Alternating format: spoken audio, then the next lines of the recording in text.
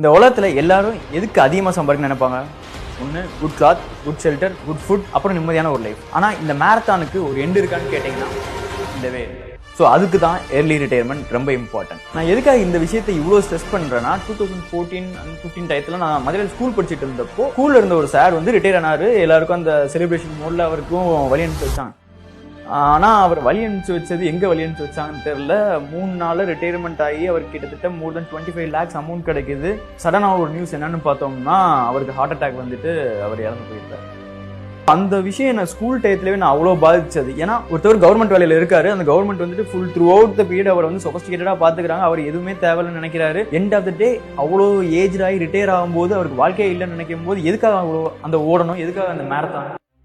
அந்த மேரத்தானை நீங்க தான் முடிக்கணும். அந்த முடிச்சதுக்கு அப்புறம் இருக்க விக்டரியை எப்படி என்ஜாய் பண்றது? அதை என்ஜாய் பண்றதுக்காக தான் ப்ராப்பரா அந்த லைஃபுக்கான ஃபினான்ஷியல் பிளானிங்கை உங்களோட ஏர்லி ஸ்டேஜ்லயே பண்றது ரொம்ப ரொம்ப இம்பார்ட்டன்ட்.